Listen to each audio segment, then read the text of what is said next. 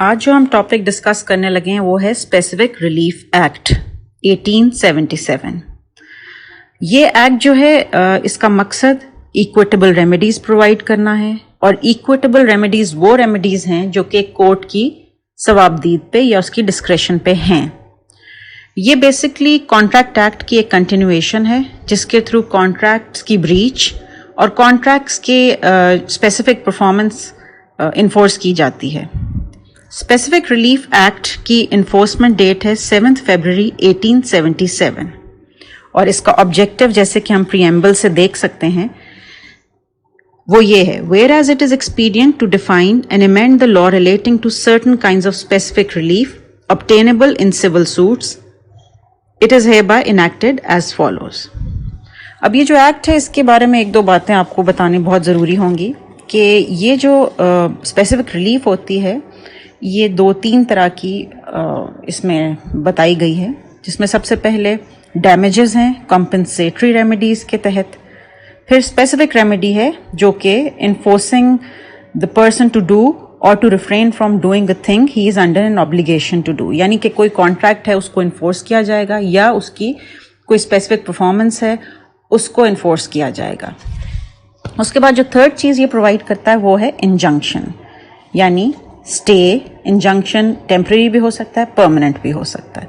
सो ये कुछ specific reliefs हैं जो कि कोर्ट की इक्विटी के तहत प्रोवाइड की जाती हैं स्पेसिफिकली कॉन्ट्रैक्ट्स में।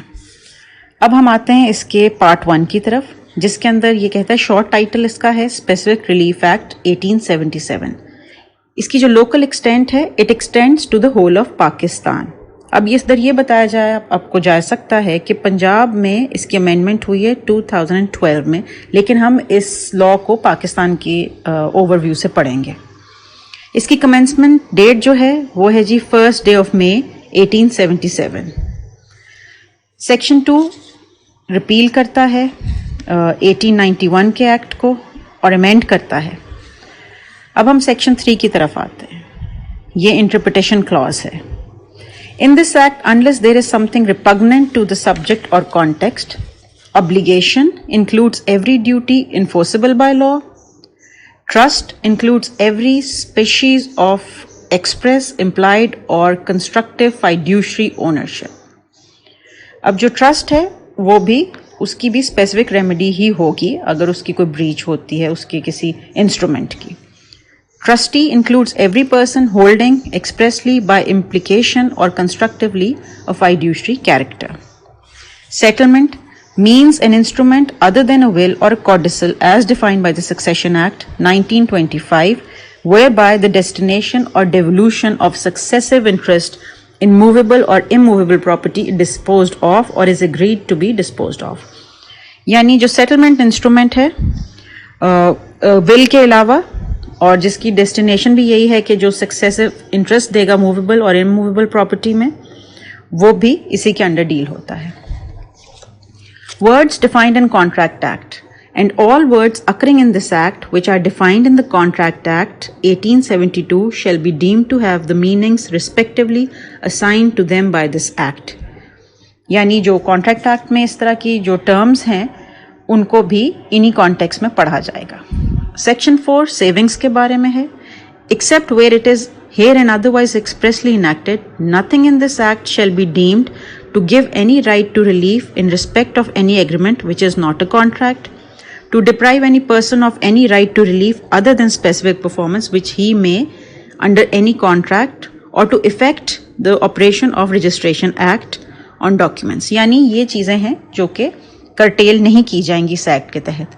अगर कोई एग्रीमेंट है which is not a contract, उसमें भी स्पेसिफिक रिलीफ नहीं दी जाएगी, और किसी इंसान का अगर कोई रिलीफ बनती है इसके अलावा तो उसको भी कर्टेल नहीं किया जाएगा, और रजिस्ट्रेशन एक्ट के इफेक्ट को ऑपरेशन को भी कर्टेल नहीं किया जाएगा। सेक्शन 5 आता है जी स्पेसिफिक रिलीफ हाउ गिवन। अब ये सेक्शन जो है ये डिफाइन कर रहा है स्पेसिफिक रिलीफ को कि स्पेसिफिक रिलीफ एक्ट 1877 के तहत कौन सी स्पेसिफिक रिलीफ दी जाएगी। क्लॉज ए कहता है by taking possession of certain property and delivering it to the claimant. B by ordering a party to do the very act which he is under an obligation to do. C. By preventing a party from doing that which he is under an obligation not to do. This is preventive relief. By determining and declaring the rights of parties otherwise than by an award of compensation or by appointing a receiver. अब ये सारी वो specific remedies हैं जो कि SRA 1877 के तहत provide की जाती हैं. सेक्शन 6 कहता है preventive relief. Specific relief granted under clause C of section 5 is called preventive relief. जैसे हमने पहले पढ़ा कि किसी पार्टी को किसी काम से रोक देना जो उसकी ऑब्लिगेशन है ना करने की, वो प्रिवेंटिव रिलीफ है. सेक्शन 7 कहता है relief not granted to enforce penal law. अब जो स्पेसिफिक रिलीफ है वो किसी पीनल लॉ की इन्फोर्समेंट के लिए नहीं है, ये एक सिविल रेमेडी है, सिविल राइट की इन्फोर्समेंट के लिए. इसमें पीनल लॉ इन्वॉल्व नहीं है. अब हम आते हैं इसके पार्ट 2 की तरफ, चैप्टर 1, जो कि बड़ा इंपॉर्टेंट है, specific relief of recovering possession of property. पहला इसमें जो इंस्टेंस है वो है इमूवेबल प्रॉपर्टी का. सेक्शन 8 कहता है recovery of specific immovable property.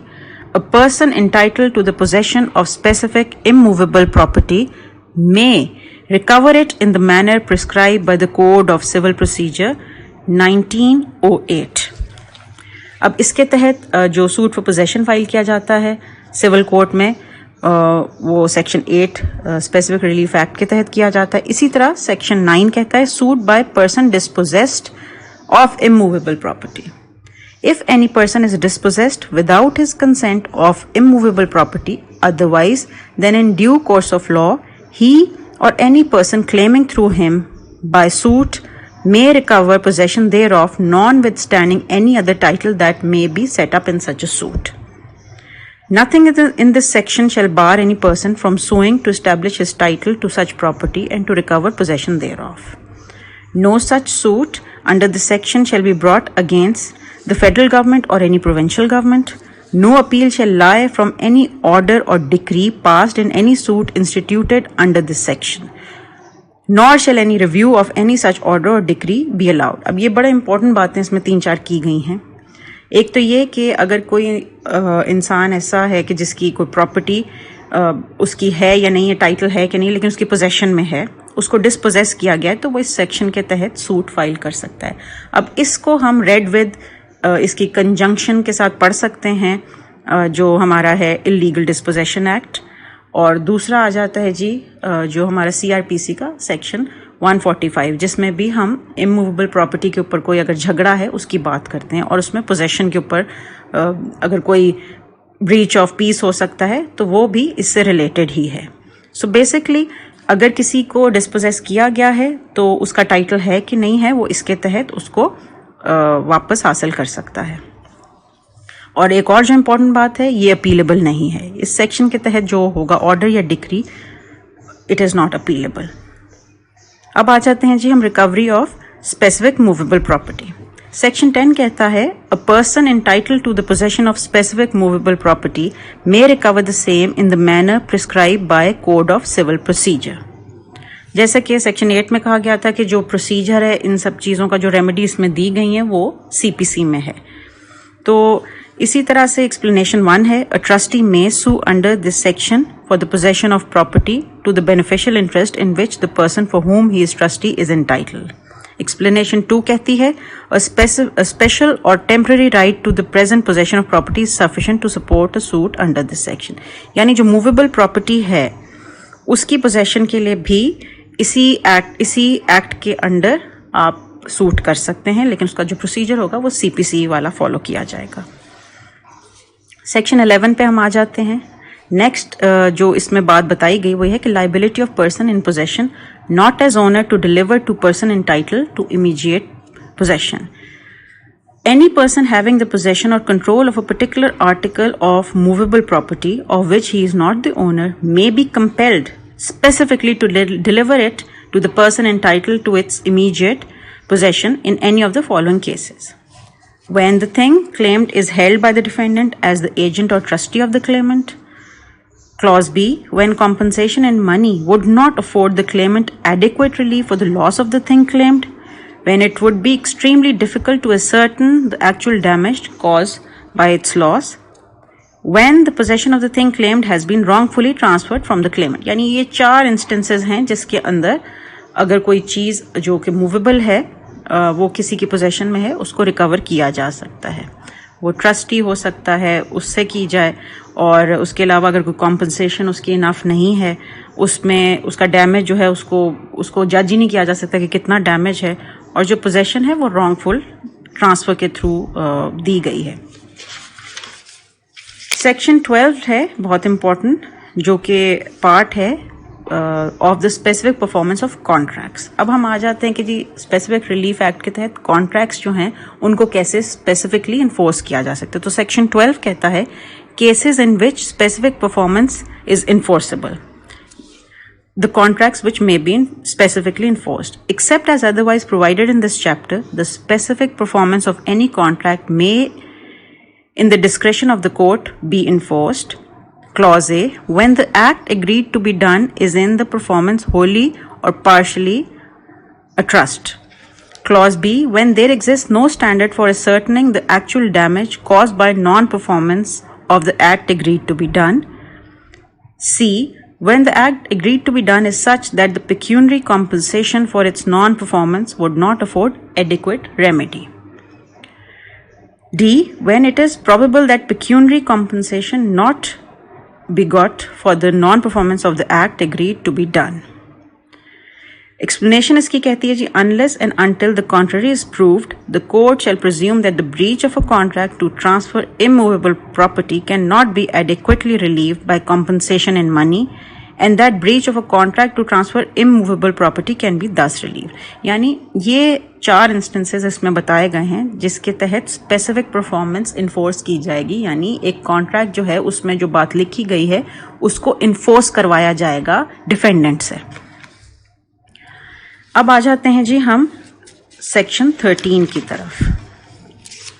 Contracts of which the subject has partially ceased to exist. अब ये वो 2-3 इस तरह के पॉइंट्स हैं जिसके अंदर कॉन्ट्रैक्ट जो है उसका कुछ पोर्शन जो है वो रहता ही नहीं है, या जो है वो परफॉर्म नहीं हो सकता किसी वजह से, या कि एक कोई इंडिपेंडेंट कॉन्ट्रैक्ट होता है एक कॉन्ट्रैक्ट के विद इन. तो सेक्शन 13 कहता है non with standing anything contained in section 56 of contract act 1872, a contract is not wholly impossible of performance because a portion of its subject matter existing at its date has ceased to exist at the time of the performance. तो ये एक general principle इसमें हमें समझ आ जाता है कि इस जो 56 कॉन्ट्रैक्ट एक्ट है उसके तहत जो एक कॉन्ट्रैक्ट है which is impossible of performance because a portion is not there any more, वो भी स्पेसिफिकली इन्फोर्स किया जा सकता है. उसके अलावा फिर आ जाते हैं हम सेक्शन 14 की तरफ. Specific performance of part of contract where part unperformed is small. इसमें ये बात की गई है कि जी where part to contract is unable to perform the whole of his part of it, but the party which must be left unperform bears only a small portion to the whole in value and admits of compensation in money. The court may, at the suit of either party, direct the specific performance of so much of the contract as can be performed and award compensation in money of the deficiency. यानी let's suppose एक contract है जिसके तहत हम मेरा ख्याल 100 कनाल आप कह लें एक वो हम खरीदना चाह रहे हैं, जिसमें से 2 कनाल जो हैं वो उसकी पोजेशन में नहीं है उस इंसान की जिससे हम कॉन्ट्रैक्ट कर रहे हैं. तो उसमें ये होगा कि अगर जो मेजर पोर्शन है वो एग्जिस्ट करता है और जो ऐसा इसका स्मॉल पार्ट है यानी 2 कनाल उसकी पोजेशन में नहीं है, तो जितना उसके पास है उसके तहत कॉन्ट्रैक्ट को इन्फोर्स कर दिया जाएगा और जो डेफिशिएंसी है उसकी जो है कॉम्पनसेशन दी जाएगी. यानी कि अगर एक लार्ज पार्ट है वो परफॉर्म हो सकता है तो वो स्मॉल पोर्शन जिसकी वजह से परफॉर्मेंस शायद ना हो सके उसको नहीं खातिर खा कोई तवज्जो दी जाएगी और उसको इन्फोर्स कर दिया जाएगा. सेक्शन 15 कहता है जी specific performance of part of contract where part unperformed is large. Where a party to a contract is unable to perform the whole of his part of it and the part which must be left unperformed forms a considerable portion of the whole or does not admit of compensation in money, he is not entitled to obtain a decree of specific performance. यानी इधर तक तो बात हमें ये समझ आ गई कि जहाँ पे पोर्शन बहुत ज़्यादा है या which is large and can not be performed, तो फिर इसमें स्पेसिफिक परफॉर्मेंस नहीं दी जाएगी। लेकिन आगे ही इसकी एक एक्सेप्शन बता दी गई, but the court may at the suit of the other party direct the party in default to perform specifically so much of his part of the contract as he can perform, provided the plaintiff relinquishes all claim to further performance and all right to compensation, either for the deficiency or for the loss or damage sustained by him through the default of defendant। यानी कि अगर plaintiff मान जाता है, उसकी consent होती है कि जी मैंने तो अपना कॉन्ट्रैक्ट परफॉर्म करवाना ही करवाना है जितना भी हो सकता है, तो उसकी कंसेंट के साथ उतना ही परफॉर्म किया जा सकता है, इवन अगर वो बहुत ज़्यादा पार्ट नहीं है। लेकिन उसके तहत ना वो दोबारा कॉम्पनसेशन क्लेम कर सकता है, और जो लॉस या कोई इस तरह का डैमेज है जो कि डिफेंडेंट की वजह से उसको आया है, वो भी उसको फोरगो करना पड़ेगा। तो ये वो पार्ट हैं जिसके अंदर अगर पोर्शन जो है वो नहीं हो सकता परफॉर्म, तो फिर भी स्पेसिफिक परफॉर्मेंस इन्फोर्स की जा सकती है। सेक्शन 16 कहता है specific performance of independent part of contract. When a part of a contract which taken by itself can and ought to be specifically performed stands on a separate and independent footing from another part of the same contract which cannot or ought not to be specifically performed, the court may direct specific performance of the former part। यानी अगर एक contract है उसके दो portion बनते हैं, independent है एक portion which may not be very big, जो कि एक स्मॉलर पोर्शन है, लेकिन जो बड़ा वाला पोर्शन है वो नहीं परफॉर्म हो सकता, लेकिन ये दोनों चीज़ें एक दूसरे से इंडिपेंडेंट हैं। तो जो चीज़ परफॉर्म हो सकती है इंडिपेंडेंटली उसको इन्फोर्स कर दिया जाएगा, बेशक कि दूसरा पार्ट इसका इन्फोर्स नहीं हो सकता। इस तरह के कई इंस्टेंसेस हैं जिसमें कॉन्ट्रैक्ट किया जाता है, उसमें 2-3 तरह की सर्विसेज होती हैं या 2-3 तरह के क्लॉजेज होते हैं, घर बनाने का क्लॉज है या कुछ और प्रोवाइड करने का। तो अगर कोई चीज़ नहीं वो कर पा रहा आपका डिफेंडेंट, तो जो चीज़ उसके बस में है उसको आप स्पेसिफिकली इन्फोर्स करवा सकते हैं as an independent contract. Section 17 कहता है जी bar in other cases of specific performance of part of contract, the court shall not direct the specific performance of a part of a contract except in cases coming under one or other of the 3 last preceding sections। यानी ये बार कर दी गई है कि जी पहले जो 3 sections हमने पढ़े हैं उनके अलावा कहीं पे भी स्पेसिफिक परफॉर्मेंस नहीं इन्फोर्स की जाएगी अगर कोई पार्ट एक कॉन्ट्रैक्ट का है वो इन्फोर्सेबल नहीं रहता। ये 3 इंस्टेंसेस के अलावा अगर कोई कॉन्ट्रैक्ट है जिसमें कुछ पोर्शन नहीं इन्फोर्सेबल, तो वो पूरा कॉन्ट्रैक्ट इन्फोर्सेबल नहीं होगा। तो ये हर कॉन्ट्रैक्ट को देखने की बात है। Section 18 purchasers right against vendor with imperfect title. इस सेक्शन में बताया गया है जी कि परचेजर का जो राइट है एक वेंडर के अगेंस्ट जिसका टाइटल ही ठीक नहीं है। तो इसमें 2-3 कॉन्सेप्ट्स आते हैं कि एक तो purchaser has to be aware, उसको खुद देखना है कि जो टाइटल वो एक्वायर कर रहा है क्या वो परफेक्ट है कि नहीं है। लेकिन फिर भी where a person contracts to sell और let certain property having only an imperfect title thereto, the purchaser or lessee, except as otherwise provided by this chapter, has the following rights. If the vendor or lessor has subsequently to the sale or lease acquired any interest in the property, the purchaser or lessee may compel him to make good the contract out of such interest। यानी कि अगर एक vendor है जिसने पहले contract किया और उसका टाइटल ठीक नहीं था या उसमें कोई डिफेक्टिव टाइटल था, लेकिन सब्सिक्वेंटली उसने उसमें कोई एक इंटरेस्ट एक्वायर कर लिया उसी प्रॉपर्टी में, तो जो परचेजर है, जो आपका प्लेंटिफ है, वो उसको इन्फोर्स करवा सकता है उसी कॉन्ट्रैक्ट को उस प्रॉपर्टी के तहत। यानी कि अगर पहले नहीं भी था और अब है तो उसकी स्पेसिफिक परफॉर्मेंस हो सकती है, ये उसका एक राइट है। क्लॉज बी कहता है where the concurrence of other person is necessary to validate the title and they are bound to convey at the vendor's or lessor's request, the purchaser or lessee may compel him to procure such concurrence। यानी कि अगर कोई title इस वजह से defective है कि किसी और पर्सन की वैलिडेशन की ज़रूरत है, तो स्पेसिफिक परफॉर्मेंस के तहत आप डिफेंडेंट को कंपेल कर सकते हैं कि वो इस तरह की कॉन्करेंस, इस तरह की जो वैलिडेशन है वो एक्वायर करे। क्लॉज सी कहता है where the vendor professes to sell unencumbered property, unencumbered property यानी जिसके ऊपर कोई क्लेम नहीं है, but the property is mortgaged for an amount not exceeding the purchase money and the vendor has in fact only a right to redeem it, the purchaser may compel him to redeem the mortgage and to obtain a conveyance from the mortgagee.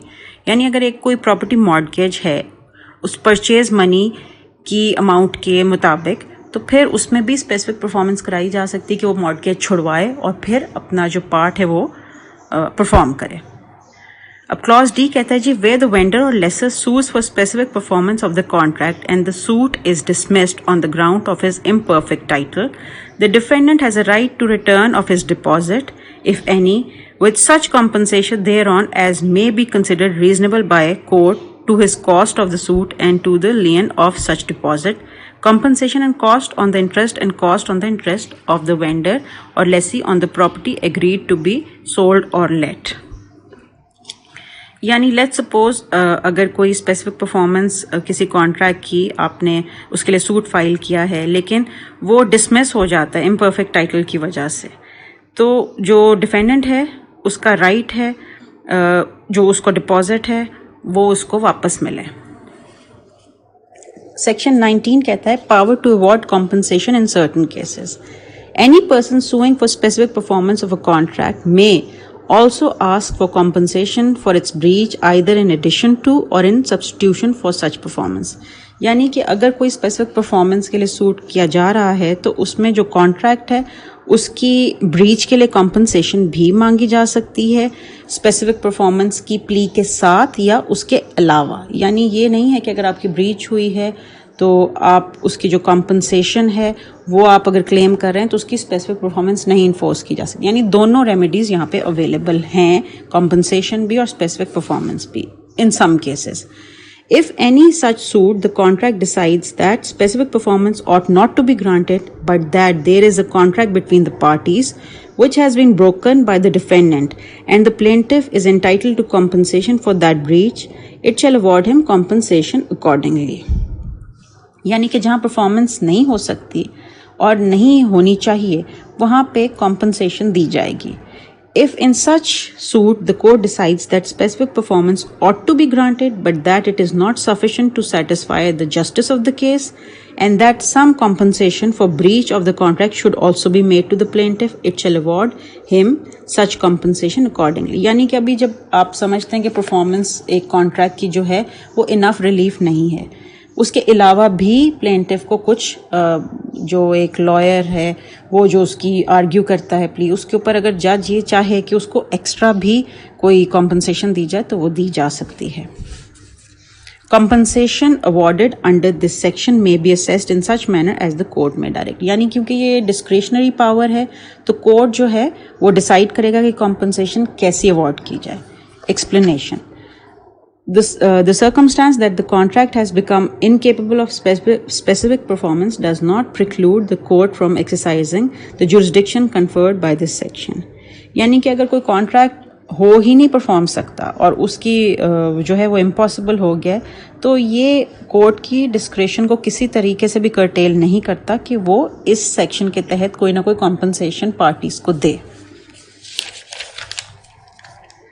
Section 20 बात करता है जी liquidation of damages not a bar to specific performance. यानी कि अगर किसी contract में damages के एक क्लॉज दिया गया है कि अगर ये ब्रीच होता है तो उसमें इतने डैमेजेस दिए जाएंगे, तो जो उसकी डैमेजेस की लिक्विडेशन है या वो डैमेजेस अगर दे दिए जाएं तो वो स्पेसिफिक परफॉर्मेंस को बार नहीं करते. ये पहले भी एक चीज़ हमने देखी है कि यानी डैमेजेस भी दिए जा सकते हैं, स्पेसिफिक परफॉर्मेंस भी इंश्योर की जा सकती है. ये कहता है जी ये section a contract otherwise proper to be specifically enforced may thus be enforced though a sum be named in it as the amount to be paid in case of its breach and the party is willing to pay the same. यानी कि अगर एक liquidated damages का clause एक contract में दिया गया है तो ये बार नहीं करता कि आप स्पेसिफिक परफॉर्मेंस इन्फोर्स करवाएं. अब आते हैं जी हम सेक्शन 21 की तरफ जो कि बहुत इंपॉर्टेंट है. इसमें फिर जिस तरह एक क्वेश्चन आता है कि contracts which are not specifically enforceable, यानी कौन से कॉन्ट्रैक्ट्स हैं जो कि इन्फोर्स नहीं किए जा सकते. तो सेक्शन 21 कहता है the following contracts can not B specifically enforced. Clause A, a contract for the non-performance of which compensation in money is adequate relief.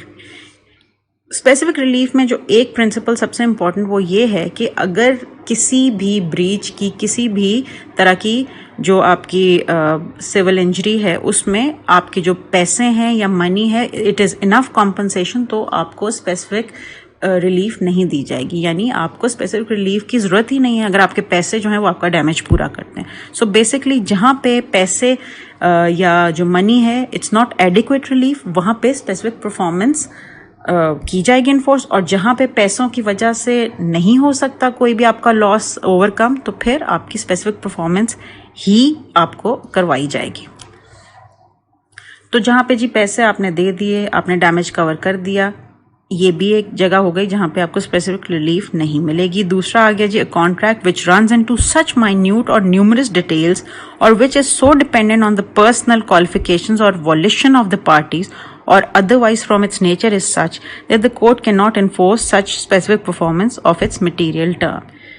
यानी इतना ही कॉम्प्लिकेटेड कोई कॉन्ट्रैक्ट है जिसके इतने पार्ट्स हैं और इतनी चीज़ें उसमें इन्वॉल्व हैं कि उसकी स्पेसिफिक परफॉर्मेंस नहीं पॉसिबल, तो वो भी इन्फोर्स नहीं किया जाएगा। और या ऐसी कोई चीज़ उसके अंदर है कि जो डिफेंडेंट है या जो पार्टीज़ हैं उनकी कोई किसी पर्सनल क्वालिफिकेशन या कि उनकी कोई मर्जी के ऊपर वो चीज़ डिपेंड करती, वो इन्फोर्स नहीं किया जाए। फॉर लेट्स सपोज कोई सिंगर है या लेट्स सपोज उसकी कोई ऐसी पर्सनल क्वालिफिकेशन है, कोई आर्टिस्ट है, वो उसने ड्रॉ करना है लेकिन वो नहीं कर पा रहा, तो इसको इन्फोर्स नहीं किया जा सकता।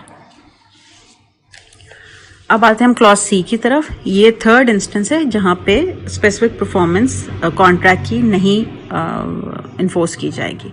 A contract the terms of which court can not find with reasonable certainty, यानी कोई ऐसा कॉन्ट्रैक्ट जिसकी अंदर का ऑब्जेक्ट या जिसकी कोई कुछ समझ ही नहीं आ रही कि उसके अंदर क्या है, जो उसकी रीजनेबल उसका ऑब्जेक्टिव क्या है, तो कोर्ट ऐसे कॉन्ट्रैक्ट को भी नहीं इन्फोर्स करेगा। क्लॉज डी कहता है जी, a contract which in its nature is revocable, यानी फॉर एग्जांपल कोई कॉन्ट्रैक्ट रिवोकेबल है पहले से ही और उसको फिर इन्फोर्स नहीं किया जाएगा।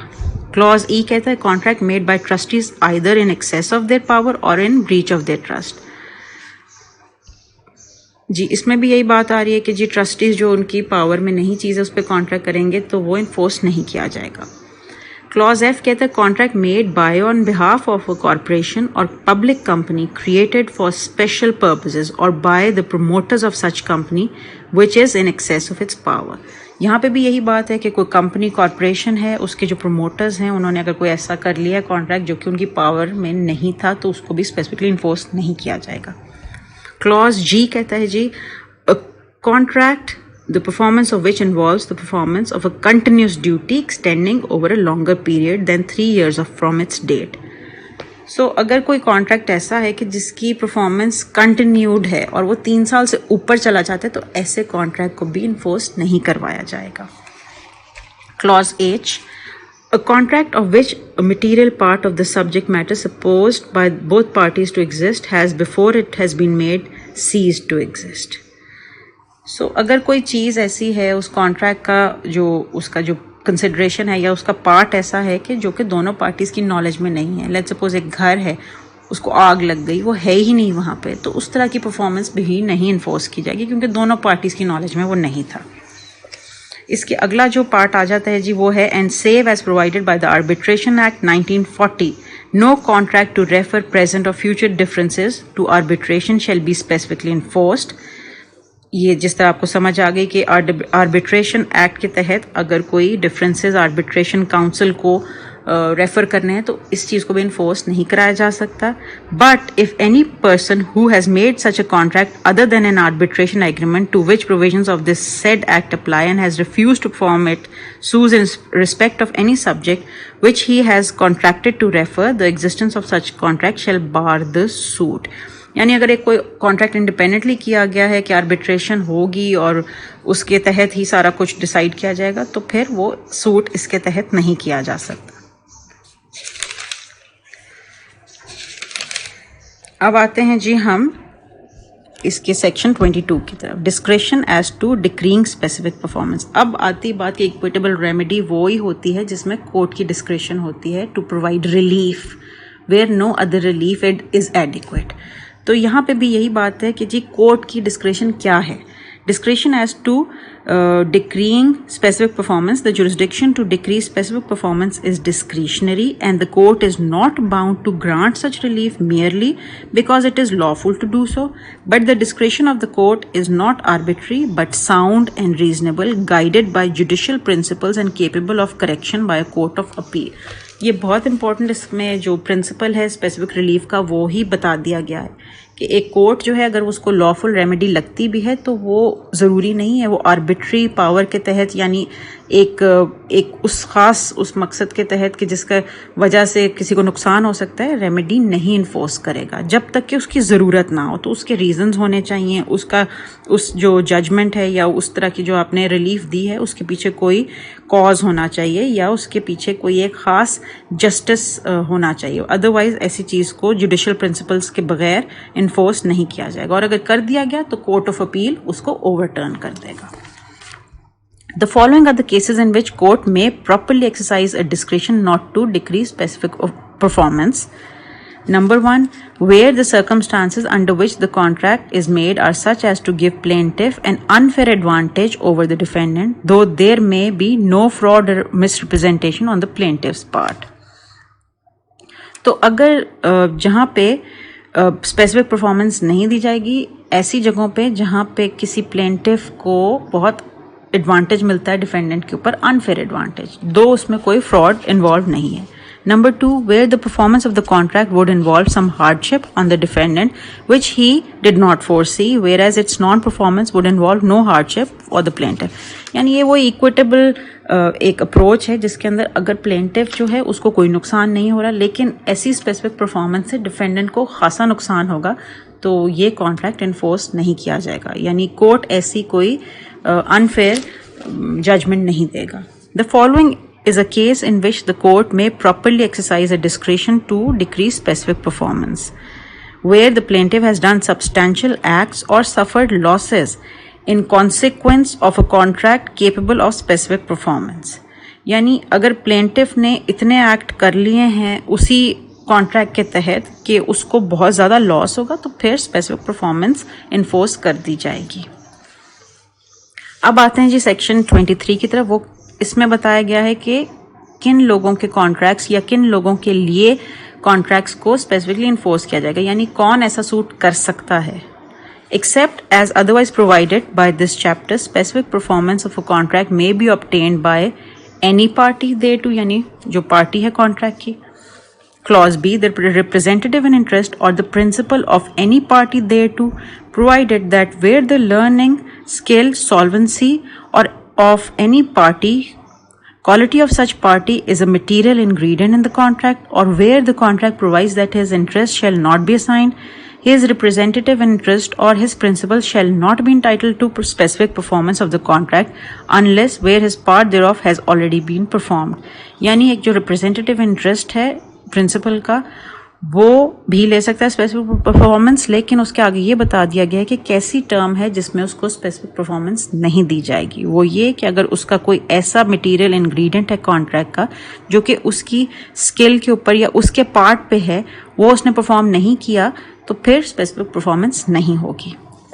C, where the contract is a settlement on marriage or a compromise of doubtful rights between members of the same family, any person beneficially entitled thereunder, यानी अगर कोई एक मैरिज का डिस्प्यूट है, सेटलमेंट है, या कोई फैमिली मेंबर के बीच के हैं कोई राइट्स, तो उसमें कोई भी पार्टी कर सकती, कोई भी फैमिली मेंबर ये सूट कर सकता है।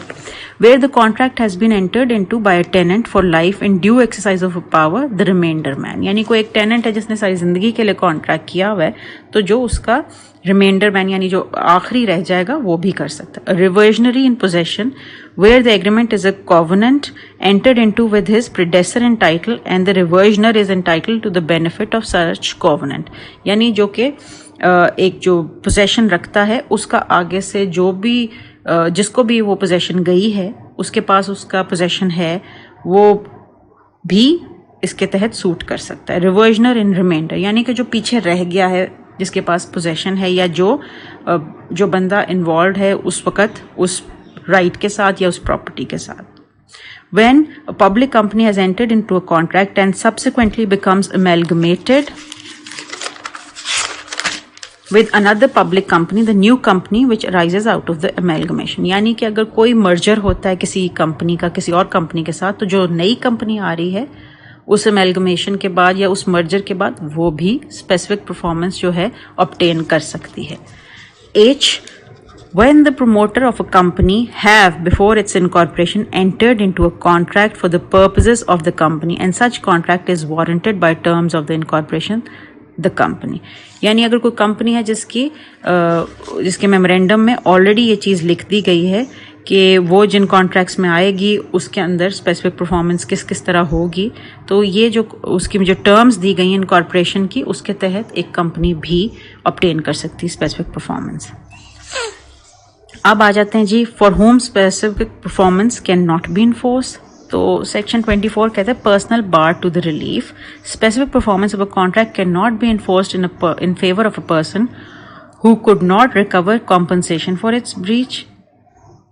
Clause B, who has become incapable of performing or violates any essential term of the contract that on his part remains to be performed, who has already chosen his remedy and obtained satisfaction for alleged breach of contract, or who previously to the contract had noticed that a settlement of the subject matter thereof, though not founded on any valuable consideration, has been made and was then enforced. यानी वो चीज़ें जिनकी वजह से specific performance नहीं दी जाएगी वो ये हैं कि जिसके अंदर उसकी कॉम्पनसेशन को वो डिज़र्व ही नहीं करता, यानी वो उसका राइट ही नहीं है उसको, तो उसको कॉम्पनसेशन किसी कॉन्ट्रैक्ट की ब्रीच की नहीं दी जाएगी. और उसके बाद ये कि अगर वो उसको कोई पार्ट परफॉर्म करना था, वो इनकेपेबल हो गया परफॉर्मेंस के अपने पार्ट के, तो भी उसको स्पेसिफिक परफॉर्मेंस नहीं दी जाएगी. और एक ऐसा इंसान जिसने ऑलरेडी रेमेडी अपनी कॉम्पनसेशन के थ्रू अवेल कर ली है, उसको भी स्पेसिफिक परफॉर्मेंस नहीं जज की जाएगी. तो इसी तरह से ये वो चीज़ें हैं जिसके तहत कोर्ट देखेगी कि क्या इन इंस्टेंसेस में स्पेसिफिक परफॉर्मेंस देना कहीं ऐसा ज्यादती तो नहीं हो जाएगी डिफेंडेंट के साथ, तो फिर ये सब चीज़ें बार की तरह एक्ट करेंगी. सेक्शन 25 आता है जी contracts to sell property by one who has no title or who is a voluntary settler.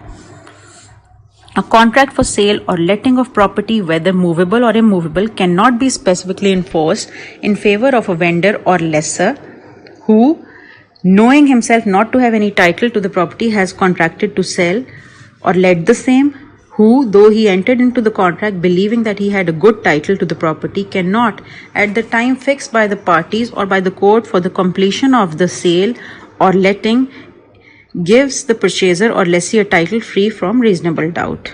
Clause C, who previous to entering into the contract has made a settlement though not founded on any valuable consideration of the subject matter. यानी अगर कोई party है जो कि उसने cell contract किया है, वो तब तक इन्फोर्स नहीं कर सकती जब तक कि उसका टाइटल जो है वो क्लियर नहीं है, उसने खुद ही से उसका कोई टाइटल बनता ही नहीं था, उसने वो सेल आगे साइन कर दी. उसके अलावा ये कि अगर उसने ऐसा कॉन्ट्रैक्ट किया जिसमें उसको लग रहा था कि टाइटल है लेकिन बाद में वो डाउटफुल हो गया, तो उसको भी स्पेसिफिक परफॉर्मेंस नहीं मिल सकती. और या वो कॉन्ट्रैक्ट जिसके अंदर पहले से ही सेटलमेंट कर ली गई है, तो फिर उसकी जो सेल है या जो उसकी परफॉर्मेंस है वो इन्फोर्स नहीं कराई जा सकती. अब आ जाते जी एक सेक्शन 26 जिसमें बात हो रही है वेरिएशन की. वेरिएशन ये है कि जी कोई एलेज करता है एक बात के ये कॉन्ट्रैक्ट ऐसे नहीं, ये कॉन्ट्रैक्ट ऐसे हुआ था, तो फिर उसमें कोर्ट क्या करेगा वो इस सेक्शन में बताया गया. Where a plaintiff seeks specific performance of a contract in writing to which the defendant sets up a variation, the plaintiff cannot obtain the performance sought except with variation so set up in the following cases, namely Clause A, where by fraud or mistake of fact the contract of which performance is sought is in terms different from that to which defendant supposed it to be when he entered into it. यानी defendant कुछ और समझ रहा था, plaintiff कुछ और समझ रहा था, या मिस्टेक हुई, फ्रॉड हुआ, तो ऐसा जो कॉन्ट्रैक्ट है वो भी तब तक इन्फोर्स नहीं हो सकता जब तक कि जो डिफेंडेंट ने समझा था उसी सेंस में लिया जाए, अदरवाइज वो इन्फोर्स नहीं हो सकता किसी सूरत में भी. Where by fraud, mistake of fact or surprise the defendant entered into the contract under reasonable misapprehension as to its effect as between himself and the plaintiff. यानी एक फ्रॉड है, मिस्टेक है फैक्ट की, और कोई ऐसी चीज़ है जिसकी वजह से डिफेंडेंट जो है वो एक एप्रीहेंशन के तहत उस कॉन्ट्रैक्ट में आया, तो वो भी इन्फोर्स नहीं किया जा सकता. Where the defendant, knowing the terms of the contract and understanding its effect, has entered into it relying upon some misrepresentation by the plaintiff or upon some stipulation on the plaintiff part which adds to the contract but which he refuses to fulfill. यानी कि ऐसा contract जिसके अंदर defendant जो है उसकी understanding कुछ और थी, वो प्लेंटिफ की मिसरिप्रेजेंटेटिव जो नेचर थी या मिसरिप्रेजेंटेशन जो थी उसके तहत उसने वो कॉन्ट्रैक्ट कर लिया, तो तब तक नहीं हो सकता जब तक कि जो उसका वही मकसद है जो उसने सोचा है वो सामने आए. Where the object of the parties was to produce a certain legal result which the contract as framed is not calculated to produce. यानी इफेक्ट कोई और लीगल होना था और वैसे कुछ और हो रहा है, तो ये भी नहीं इन्फोर्स किया जा सकता जब तक कि इफेक्ट को वैसा ही कर दिया जाए जो कि ऑब्जेक्ट था एक कॉन्ट्रैक्ट. यानी इसमें बहुत इंपॉर्टेंट है कि जी कॉन्ट्रैक्चुअल पार्टीज चाह क्या रही हैं करना. कोर्ट सबसे पहले ये देखता है कि कॉन्ट्रैक्ट में हो क्या रहा है, किस पार्टी की क्या राइट्स हैं, किस पार्टी की क्या लाइबिलिटीज हैं. ऐसे ही इन्फोर्समेंट नहीं कर दी जाएगी जब तक कि एक पेज पे दोनों पार्टीज नहीं आती. Where the parties have subsequently to the execution of the contract contracted to vary, यानी जब उन्होंने बाद में कॉन्ट्रैक्ट करने के बाद आपस में कुछ टर्म्स वेरी कर ली तो भी कॉन्ट्रैक्ट तभी इन्फोर्स होगा जब वो वेरिएशन या जो भी वर्जन नई आई है वो उसी तरह से अडॉप्ट नहीं की जाती. सेक्शन 27 बात करता है जी relief against parties and persons claiming under them by subsequent title. Except as otherwise provided by this chapter, specific performance of a contract may be enforced against any party, any other party claiming under him by title arising subsequently to the contract, except a transferee for value who has paid his money in good faith and without notice of original contract. Any person claiming under a title which, though prior to the contract and known to the plaintiff, might have been displaced by the defendant. When a public company has entered into a contract that subsequently becomes amalgamated with another public company, the new company which arises out of the amalgamation. Clause E, when the promoters of the public company have before its incorporation entered into a contract, the company provided that the company has rectified and adopted the contract and the contract is warranted by the terms of incorporation. तो इसमें यही बात बताई गई है कि अगर इस चैप्टर में जहाँ जहाँ एक्सेप्शंस दी गई हैं किसके खिलाफ इन्फोर्स किया जा सकता है कॉन्ट्रैक्ट, यानी जिस तरह वो पार्टीज थी कि इन्फोर्स कौन कर सकता है, इस सेक्शन में बताया गया कि किन के अगेंस्ट इन्फोर्स किया सकता है. यानी जो पार्टी इन्वॉल्व है उसके अगेंस्ट, रिप्रेजेंटेटिव इन इंटरेस्ट के तहत, या कोई कंपनी है वो अब नई कंपनी बन गई एमैल्गमेशन के बाद, या कोई एक प्लेंटिफ है उसके अंडर कोई क्लेम कर रहा है उसके तहत, वो डिफेंडेंट के जो अंडर क्लेम कर रहा है उसके तहत. इसी तरह से 3-4 इंस्टेंसेस में बताया गया कि रिलीफ किस से ली जा सकती है, यानी कौन है जो कि परफॉर्मेंस करेगा. 27A बता रहा है जी specific performance in cases of part performance of a contract to lease. Subject to the provisions of this chapter, where a contract to lease immovable property is made in writing, signed by the parties thereto, or on their behalf, either party may, notwithstanding that the contract, though required to be registered, has not been registered, sue the other for specific performance of the contract if, where the specific performance is claimed by the lessor, he has delivered possession of the property to the lessee in part performance of the contract, and where the specific performance is claimed by the lessee, he has in part performance of the contract taken possession of the property, or being already in possession, continues in possession in part performance of the contract and has done some act in furtherance of the contract. Provided that nothing in this section shall affect the rights of a transferee for consideration who has no notice of the contract or of the part performance thereof. This section applies to the contracts to lease executed after the 1st day of April 1930. यानी ये enforcement के बाद की एक date दी गई जिसके बाद की जो लीज एग्रीमेंट्स हैं उनके ऊपर अप्लाई होता है, लीज के कॉन्ट्रैक्ट्स जो हैं. लेट्स सपोज कि जी एक कोई है आपका जो पार्टी है जिसका लैंड है उसने आगे लीज किया, उसने कुछ अपनी तरफ से एक्ट्स ऐसे कर दिए, या वो जिसको लैंड लीज किया गया है उसने पार्ट परफॉर्मेंस कर दी, तो फिर भी ऐसा लीज एग्रीमेंट, ऐसा लीज कॉन्ट्रैक्ट इन्फोर्स कर दिया जाएगा. यानी दोनों तरफ से कुछ ना कुछ इसमें एक्ट्स हो गए हैं. सेक्शन 28 बात करता है what parties can not be compelled to perform. अब इसमें कन्फ्यूजन की ज़रूरत नहीं है, इसमें बड़ी सिंपल बातें की गई हैं कि जी कॉन्ट्रैक्ट है, उसको ब्रीच किया गया है या उसको नहीं परफॉर्म किया जा रहा, तो उसको कोर्ट कैसे स्पेसिफिकली परफॉर्म कराएगा। लेकिन कुछ पार्टीज ऐसी हैं जिनको कंपेल नहीं किया जा सकता, और वो कौन सी पार्टीज हैं? Specific performance of a contract can not be enforced against a party thereto in any of the following cases. If the consideration to be received by him is so grossly inadequate with reference to the state of the things existing at the date of the contract as to be either by itself or coupled with other circumstances evident of fraud or undue advantage taken by the plaintiff. यानी इतनी ही कम compensation उसको दी जा रही है किसी चीज़ के लिए जो on the face of it shows कि कोई fraud हुआ है.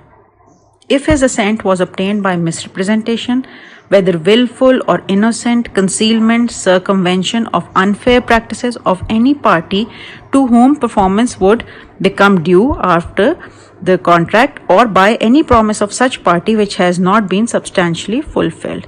यानी कि ये वो exceptions हैं जिसमें परफॉर्मेंस नहीं कंपेल की जा सकती, जो कि एक डिफेंस में आप पुट अप कर सकते हैं एक सूट में स्पेसिफिक परफॉर्मेंस की. यानी अगर आपका जो कंसेंट है, आपका असेंट है, वो किसी फ्रॉड, मिसरिप्रेजेंटेशन, कंसीलमेंट की वजह से ऑब्टेन कर लिया गया है उस कॉन्ट्रैक्ट को, तो वो आप उस चीज़ के लिए नहीं बाउंड किया जा सकता. आपको कोर्ट आपको स्पेसिफिकली परफॉर्म नहीं वो कॉन्ट्रैक्ट करवा सकता.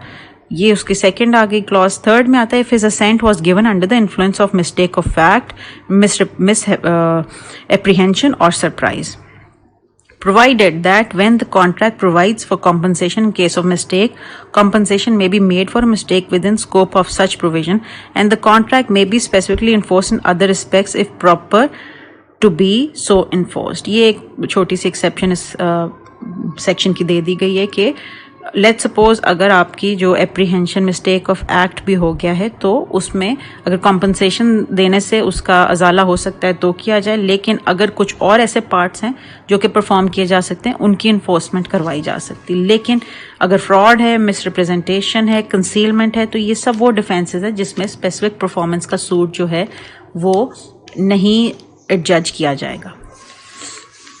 Section 29, bar of suit for breach after dismissal. The dismissal of a suit for specific performance of a contract or part thereof shall bar the plaintiff's right to sue for compensation for the breach of such contract or part as the case may be. यानी कि अगर कोई suit किया गया specific performance का किसी contract के लिए, इन्फोर्समेंट के लिए, लेकिन वो डिसमिस हो जाता है किसी भी वजह से, तो फिर जो प्लेंटिफ है वो कॉम्पनसेशन के लिए दोबारा सू नहीं कर सकता. या तो वो कॉम्पनसेशन उसी दौरान ले लेता, या वो सूट में ही ना जाता, आउट ऑफ कोर्ट सेटलमेंट में जाता, लेकिन वो दोबारा कॉम्पनसेशन के लिए सूट फाइल नहीं कर सकता. अब आ जाते हैं जी सेक्शन 30 की तरफ. Application of preceding sections to awards and testamentary directions to execute settlements. The provisions of this chapter as to contracts as mutatis mutandis apply to awards and to discretion in a will or codicil to execute a particular settlement. यानी कि ये जो भी इस chapter की जो हमने पढ़ी हैं कॉन्ट्रैक्ट के लिए प्रोविजंस, वो एज इट इज़ अवार्ड्स और टेस्टामेंटरी डायरेक्शंस जो सेटलमेंट्स हैं विल के तहत, उनको भी अप्लाई करती हैं. अब हम आते हैं चैप्टर 3 की तरफ. इसमें हमने बात करनी रेक्टिफिकेशन ऑफ इंस्ट्रूमेंट. यानी कोई कॉन्ट्रैक्ट ऐसा है जिसको आपने अमेंड करना है, जिसको आपने रेक्टिफाई करना है, तो वो इन सेक्शंस के तहत होगा.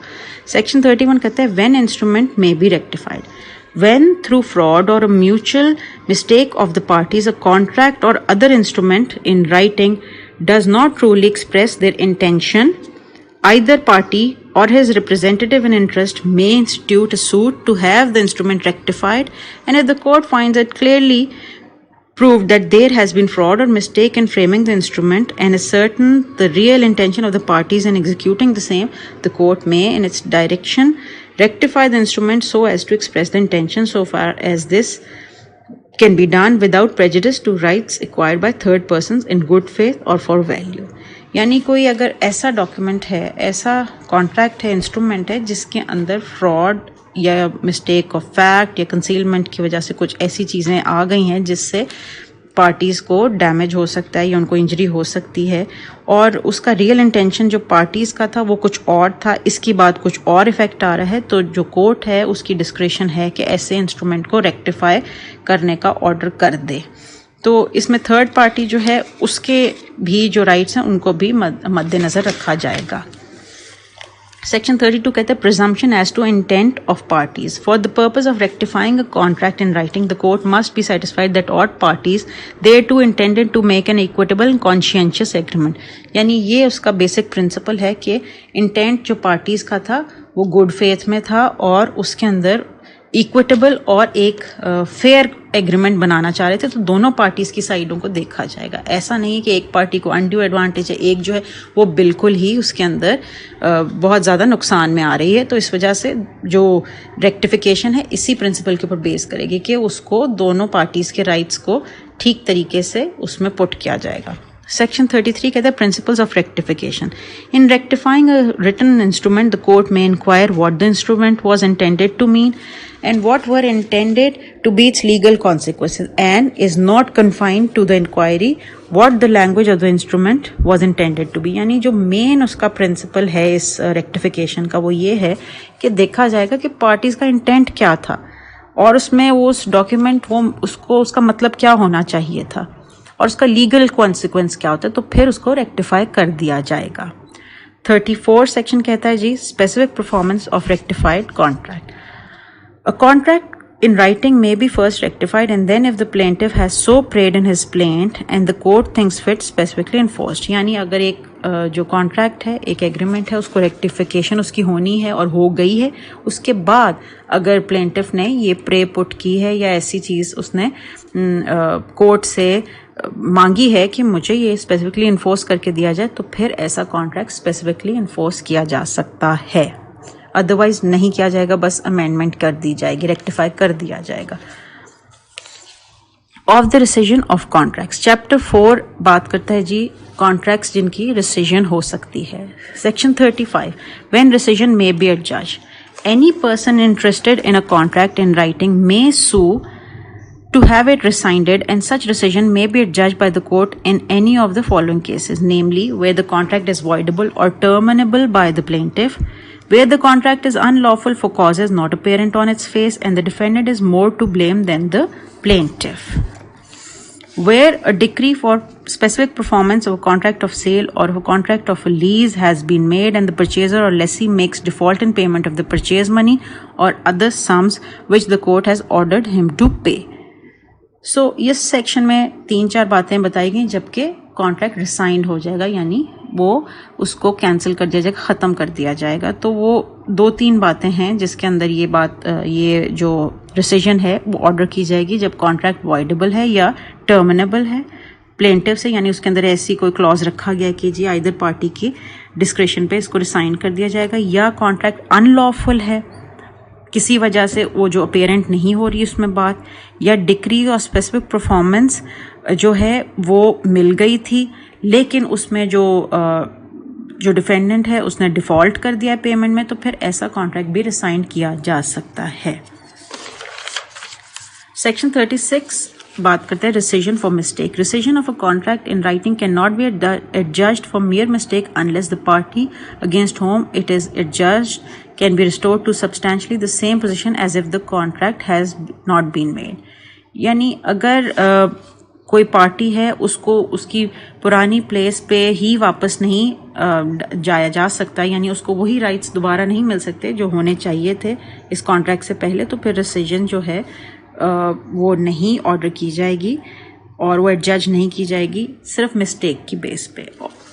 Section 37 Alternative prayer for rescission in suit for specific performance। A plaintiff instituting a suit for the specific performance of a contract in writing may pray in the alternative that if the contract cannot be specifically enforced, it may be rescinded and delivered up to be cancelled, and the court, if it refuses to enforce the contract specifically, may direct it to be rescinded and delivered up accordingly। यानी इसमें simple बात ये बताई गई है कि जी आपकी जो रिसिजन है एक ऑल्टरनेटिव रेमेडी हो सकती है कि अगर स्पेसिफिक परफॉर्मेंस एक कॉन्ट्रैक्ट की नहीं हो सकती तो कोर्ट की डिस्क्रिशन ये है कि वो रिसिजन इसकी ऑर्डर कर दे या उसको कैंसिल कर दे। तो ये प्लेंटिफ का एक प्रेयर में एक उसकी प्ली सेट की जाएगी।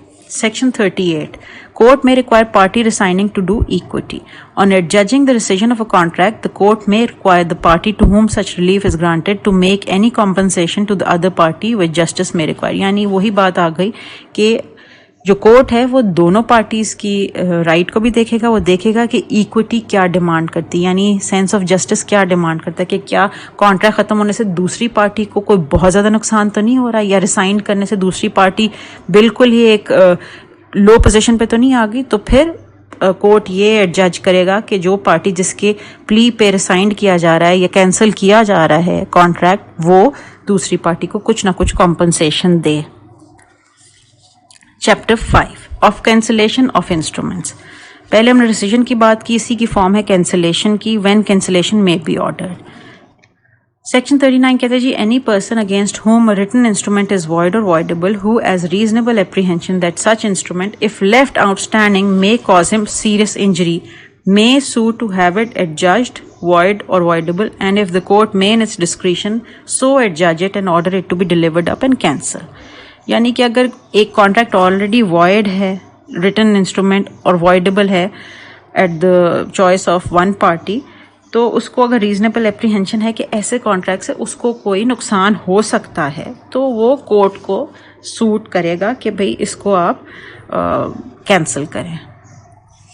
If the instrument has been registered under the Registration Act, the court shall also send a copy of its decree to the officer in whose office the instrument has been so registered, and such officer shall note on the copy of the instrument contained in his books the fact of its cancellation। यानी अगर कोई register हुआ हुआ है document तो उसको भी notice जाएगा, और उसके बाद ये है कि जी वो कैंसिल हो जाएगा उस रजिस्टर से भी। सो बेसिकली रजिस्ट्रेशन अगर हुई भी है तो वो कैंसिलेशन उस डॉक्यूमेंट की कोर्ट के ऑर्डर से, डिक्री से हो सकती है। अब आते हैं हम सेक्शन 40 की तरफ। What instrument may be partially cancelled? Where an instrument is evidence of different rights or different obligations, the court may in a proper case cancel it in part and allow it to stand for the residue। यानी for example कोई ऐसा contract है जिसमें कुछ portion ऐसा है जो कि अनलॉफुल है, या जो ऐसा है कि जो कि डिफरेंट पार्टीज़ की जो ऑब्लिगेशंस हैं उनको क्लियर नहीं कर रहा, तो ऐसे पार्ट को कैंसिल कर दिया जाएगा, बाकी जो पार्ट है उसको रहने दिया जाएगा। सेक्शन 41 कहता है जी, powers to require party for whom instrument is cancel to make compensation. ये भी रिसीजन की तरह पहले ही जैसे हमने बात की थी कि अगर कोई पार्टी कैंसिल कराती है इंस्ट्रूमेंट और दूसरी पार्टी को नुकसान होता है तो कोर्ट डायरेक्ट करेगा उस पार्टी को कि वो कैंसिलेशन की वजह से नुकसान की कॉम्पनसेशन दे। On adjudging the cancellation of an instrument, the court may require the party to whom such relief is granted to make any compensation to the other which justice may require। अब chapter 6 की तरफ आते हैं। इसमें है जी declaratory decrease.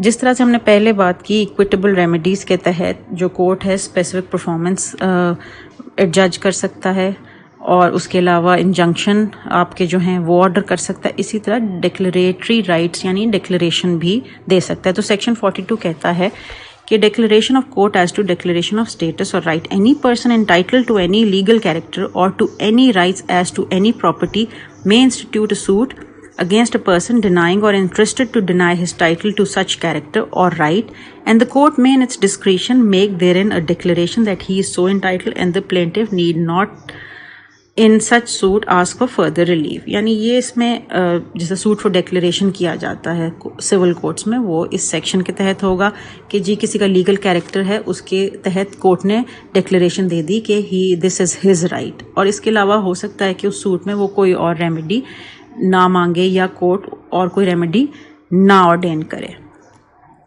Barred to such declaration, provided that no court shall make any such declaration where the plaintiff being able to seek further relief than a mere declaration of title omits to do so। यानी कि अगर उसके अलावा कोई relief plaintiff मांग सकता था तो उसके अलावा उसने नहीं मांगी तो फिर ऐसी रिलीफ उसको कोर्ट नहीं देगा।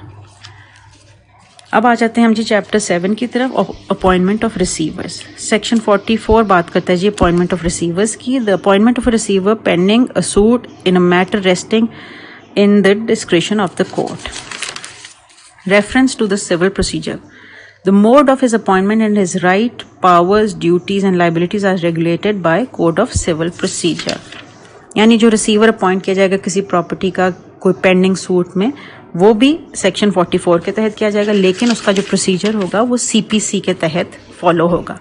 अब चैप्टर 8 जो है जी वो इसमें ओमिट कर दिया गया है सेक्शन 45 से लेके 51 तक। अब हम लास्ट चैप्टर पे इसके आ रहे हैं। लास्ट इसका जो पार्ट है, पार्ट 3 ऑफ प्रिवेंटिव रिलीफ।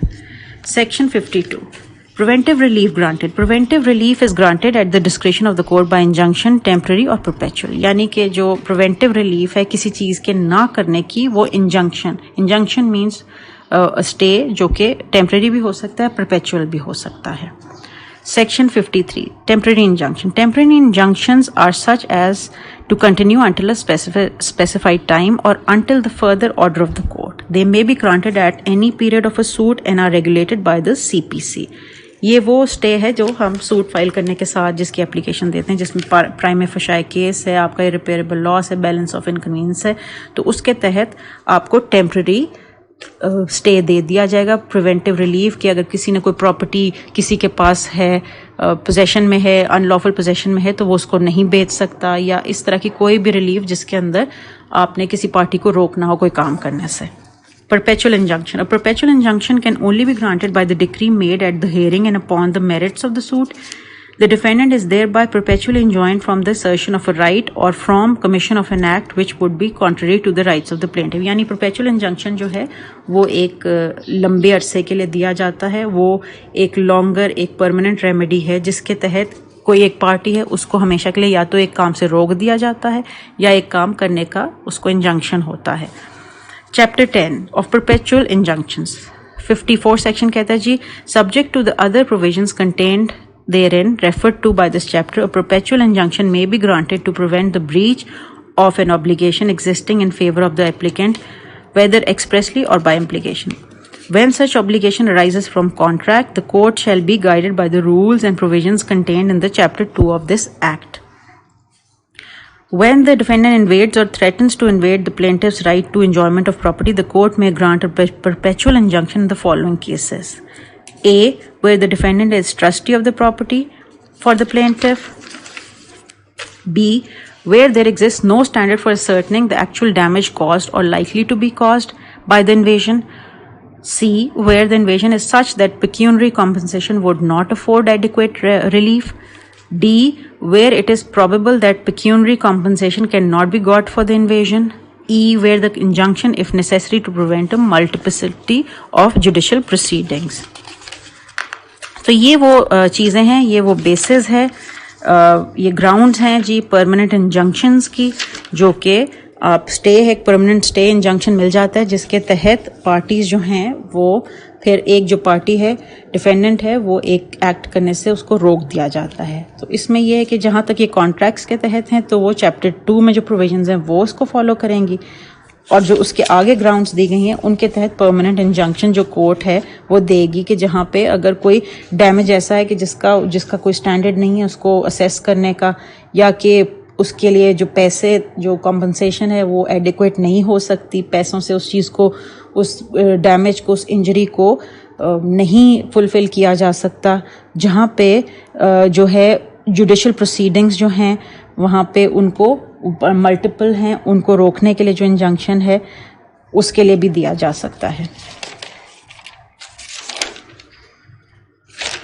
अब आ रहे हैं जी हम इसके ऑलमोस्ट लास्ट सेक्शन की तरफ। Section 55 mandatory injunctions, where to prevent the breach of an obligation it is necessary to compel the performance of certain acts which the court is capable of enforcing. The court may in its discretion grant an injunction to prevent the breach complained of and also to compel performance of the requisite acts. Mandatory injunction वो है कि जी कुछ acts करने की order कर दिया जाएगा कि अगर एक obligation की breach जो है वो हो रही है और उसकी कुछ एक्ट्स को कंपेल किया जाना चाहिए तो कोर्ट जो है वो ऐसी चीज़ को इन्फोर्स करा सकता है, वो एक इंजंक्शन ग्रांट कर देता है कि जो ये ब्रीच है इस कॉन्ट्रैक्ट की ना की जाए। सेक्शन 56 इंजंक्शन व्हेन रिफ्यूज, ये स्टे कब नहीं दिया जाएगा वो इस सेक्शन में बताया गया। Injunction can not be granted when to stay a judicial proceeding pending at the institution of the suit in which the injunction is sought unless such restraint is necessary to prevent a multiplicity of proceedings. to stay proceedings in a court not subordinate to that from which the injunction is sought, to restrain persons from applying to any legislative body, to interfere with the public duties of any department of the federal government or any provincial government or with the sovereign act of the foreign government, to stay proceedings in any criminal matter, to prevent the breach of a contract the performance of which would not be specifically enforced, to prevent the grounds of nuisance, an act of which it is not reasonably clear it will be a nuisance, to prevent a continuing breach in which applicant has acquiesced, यानी जो applicant है उसकी मर्जी से हो रहा है. When equal efficacious remedy can certainly be obtained by any other usual mode of proceeding except in case of breach of trust, when the conduct of the applicant or his agents has been such as to disentitle him to the assistance of the court, where the applicant has no personal interest in the matter. So ये वो grounds हैं जिसके तहत injunction refuse कर दिया जाएगा, यानी court stay नहीं देगा. जहाँ पे जुडिशियल प्रोसीडिंग्स जो हैं उनको पेंडिंग कराने के लिए लोअर कोर्ट है जी, तो वो एक दूसरे कोर्ट के लिए ये नहीं इंजंक्शन ऐसा दे सकता. उसके अलावा ये कि अगर कोई लेजिस्लेटिव बॉडी है उसको कोई अप्लाई करे उसको नहीं रोका जा सकता, उस पर स्टे नहीं मिलेगा. अगर कोई पब्लिक ड्यूटीज़ हैं किसी फेडरल गवर्नमेंट की, प्रोविंशियल गवर्नमेंट की या कोई फॉरेन गवर्नमेंट की, उनके खिलाफ नहीं मिल सकता. क्रिमिनल मैटर के खिलाफ नहीं मिल सकता. जहाँ पे कॉन्ट्रैक्ट जो है जो कि इन्फोर्स नहीं कर सकता उसके खिलाफ, या उस मतलब उसको फिर रिफ्यूज़ कर दिया जाएगा ऐसे स्टे को. और कोई न्यूसेंस ऐसी है जो कि पता ही नहीं कि न्यूसेंस है कि नहीं है, तो उसके खिलाफ भी इंजंक्शन नहीं मिलेगा. और अगर कोई ऐसी चीज़ है जो कि एप्लीकेंट जो है उसकी अपनी किसी एक्ट से कोई ऐसी चीज़ है जो उसने खुद की मान ली है या जिसको उसने एग्री कर लिया है, तो उसके खिलाफ भी इंजंक्शन नहीं मिलेगा. और कोई अगर और रेमेडी मिल सकती है तो वहाँ पे भी स्टे नहीं ग्रांट किया जाएगा. और कुछ ऐसी जगह हैं जहाँ पे जो एप्लीकेंट है उसने ऐसा कॉन्डक्ट रखा या उसकी ऐसी मामलात हैं जिसकी वजह से कोर्ट जो है समझता नहीं कि उसको स्टे देना चाहिए. और जहाँ पे कोई पर्सनल इंटरेस्ट ही नहीं है पार्टी का, वहाँ पे भी स्टे नहीं दिया जाएगा. तो सेक्शन 57 जो उसका लास्ट सेक्शन है वो कहता है जी injunctions to perform negative agreement. Notwithstanding Section 56 Clause F, where a contract comprises an affirmative agreement to do a certain act coupled with a negative agreement express or implied not to do a certain act, the circumstances that the court is unable to compel specific performance of the affirmative agreement shall not preclude it from granting an injunction to perform the negative agreement, provided the applicant has not failed to perform the contract so far as it is binding on him. यानी for example अगर कोई एक ऐसा चीज़ है किसी contract का part है जो कि परफॉर्म नहीं हो सकता, वो कोई ऐसा positive agreement to do something वो नहीं इन्फोर्स हो सकता, जो उसका ऐसा पार्ट है जिसमें कहा गया कि ये चीज़ नहीं करनी, तो कोर्ट इस सेक्शन के तहत नहीं करने वाली जो चीज़ है उसके लिए इंजंक्शन दे सकता है. यानी नेगेटिव एग्रीमेंट जो है उसको रोकने के लिए, यानी किसी चीज़ से रुकने के लिए कहा गया है तो कोर्ट उस पर स्टे दे देगा कि ये पार्टी अब ये काम ना करे. सो जी यहाँ पे हमारा ख़त्म होता है स्पेसिफिक रिलीफ एक्ट, जो कि एक इक्विटेबल रेमेडी एक्ट है. कॉन्ट्रैक्ट्स में ज़्यादातर इस्तेमाल होता है, प्रॉपर्टी में भी, प्रॉपर्टी के केसेस में, डिक्लेरेशन में, पोजेशन के सूट के लिए, और फिर कॉन्ट्रैक्ट्स हैं या एग्रीमेंट्स हैं या ट्रस्ट डीड्स हैं जिनकी रेक्टिफिकेशन, कैंसिलेशन या रिसिजन होनी है. तो बेसिकली ये बहुत ही इम्पॉर्टेंट लॉ है कॉन्ट्रैक्ट लॉ का, उसकी कंटिन्यूएशन है. लेकिन इसके तहत कोई क्रिमिनल प्रोसीडिंग को स्टे नहीं किया जा सकता. ये पीनल लॉ नहीं है और इसमें इसके तहत पीनल पनिशमेंट या कोई ऐसी रेमेडीज़ नहीं ली जा सकती जो कि सिविल नेचर की ना हो. तो थैंक यू सो मच.